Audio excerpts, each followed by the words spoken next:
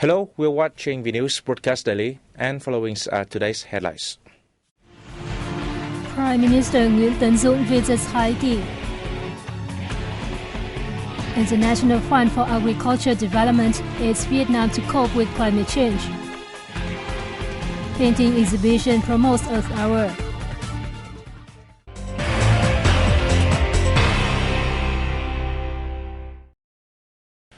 Prime Minister Nguyễn Tấn Dũng and his Haitian counterpart Laurent Salvador Lamoth discussed ways to boost their bilateral partnership in economics, trade and investment during their talks in Port-au-Prince, the capital of Haiti, on March 29th.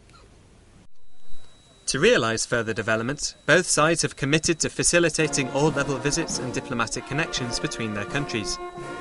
Through the Joint Commission for Trade and Investment, they plan to expand coordination in areas of potential, such as telecommunications, food security, energy, trade and healthcare.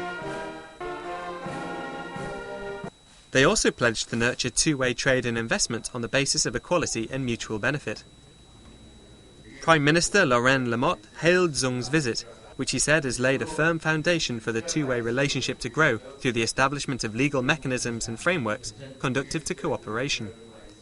After the talks, the two leaders signed the Vietnam-Haiti joint statement and witnessed the signing of a memorandum of understanding on joint energy activities. As part of his official visit to Haiti, Prime Minister Dung met with President Michel Martelly on March 29th, affirming Vietnam's wish to expand cooperation with the Caribbean country. The two leaders expressed belief that the sound relationship between their nations will provide a strong grounding for advancing bilateral cooperation. They emphasised the need to develop economic and cultural cooperation on par with each side's potential. Prime Minister Dung conveyed President Trung Thanh Sang's invitation to President Martelly to visit Vietnam, and he was happy to accept. The same day, Prime Minister Dung and National Assembly Vice Chairwoman Nguyen Thi Kim Ngan met with President of the Haitian Senate Simon Desoul Desra and President of the House of Representatives Jacques Stevenson Timoleon. The Haitian legislators said the visit will open up a new chapter in relations between the two nations. They spoke highly of Vietnamese parliament leaders' participation in the visit, saying that it shows the two countries' appreciation of the role of the legislative bodies in fostering bilateral friendship and cooperation. Prime Minister Dung said his visit aims to expand Vietnam-Haiti relations in trade and perfect a legal framework for bilateral cooperation. On the occasion, he conveyed National Assembly Chairman Nguyen Sinh Hung's invitation to the Haitian legislators to attend the 132nd General Assembly of the Inter-Parliament Union, scheduled for March 2015 in Vietnam. Later the same day, PM Dung and his entourage laid a wreath at the monument to Haitian heroes and visited the headquarters of NATCOM, a joint venture between Vietnam's military telecom group Viettel and the Haitian government. Vietnam Fatherland Front Central Committee President Nguyễn Thiện Nhân had a busy day in Singapore on March 28th as he met with a number of local senior officials and attended many diplomatic activities. Nhân is on a 4-day visit to the city-state from March 27th. The Vietnamese guest was received by Singaporean Deputy Prime Minister Tharman Shanmugaratnam. The same day, Nhân worked with Chief Executive Director of the People's Association, An Hak Seng, who briefed him on the organizational structure, functions and tasks of the association. Among other things, he conveyed how it manages the operation of community clubs and builds working programs at grassroots levels to increase people's involvement in community activities. Nhân and his entourage visited the Tanjung Para Community Club and some others designed for the elderly. They met with Senior Minister of State for the Ministry of Manpower, Mi Kho, to study Singapore's human resources management and policies for guest workers. They heard Singapore's policies to attract talented individuals to work in the public sector, while meeting with Public Service Division under the Prime Minister's office.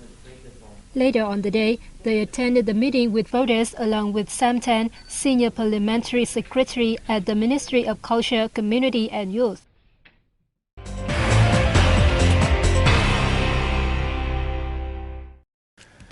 An agreement to provide $34 million for Vietnam to cope with climate change was signed on March 28th At the headquarters of the International Fund for Agricultural Development in Rome, Vietnamese ambassador to Italy, Nguyễn Hoàng Long, and president of the organization, Canaio Noanze, inked the agreement. The aid will be funded under the most preferential conditions to carry out the project to develop rural areas sustainably and cope with climate change in the Mekong River Delta, especially in Bến Tre and Trà Vinh provinces. More than 150,000 local people, mostly women and ethnic minority groups, will benefit directly from the project, which focuses on raising awareness and strengthening capacity to respond to climate change. President Canaio Noanze praised Vietnam's agriculture and rural development achievements and poverty reduction efforts, as well as its effective use of loans from the funds over the past 20 years.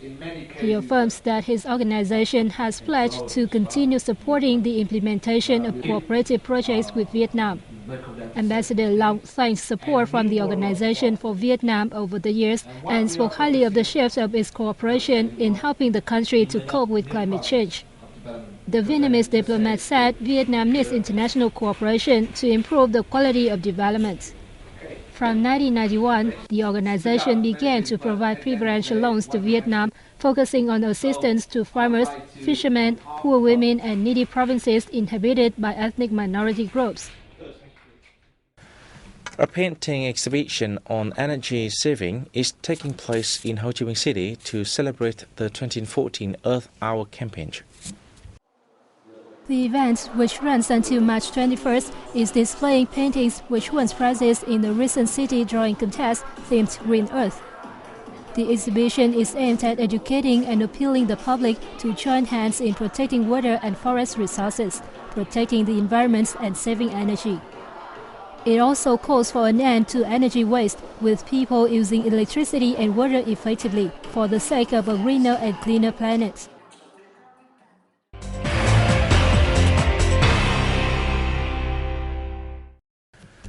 Together with other countries, in recent years, Vietnam has adopted numerous measures to reduce the negative impacts of climate change and pollution while promoting renewable energy sources.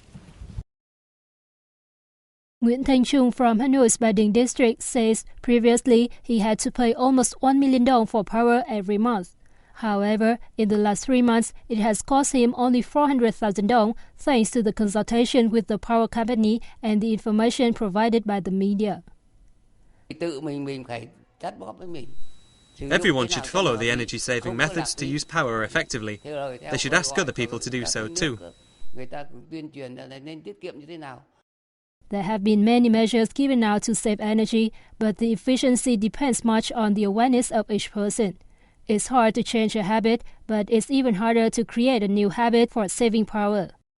We have designed a specific action plan and target for each unit to save energy. 14% of the budget from saving energy will be used to reinvest in upgrading our power system. Last year, all 63 provinces and cities nationwide responded to the Earth Hour campaign, saving more than 400,000 kilowatt per hour of power. Earth Hour is only an awareness-raising event. We should have power throughout the whole year. We have run the power-saving model in households in Hanoi and Ho Chi Minh City. Now it has come to 40 cities and provinces across the country. The habit of saving power begins from each person and starts with small change in daily life. Believe it or not, those small steps will contribute to protecting the environment and coping with climate change. And that is the end of our news today. Thanks for watching and see you next time.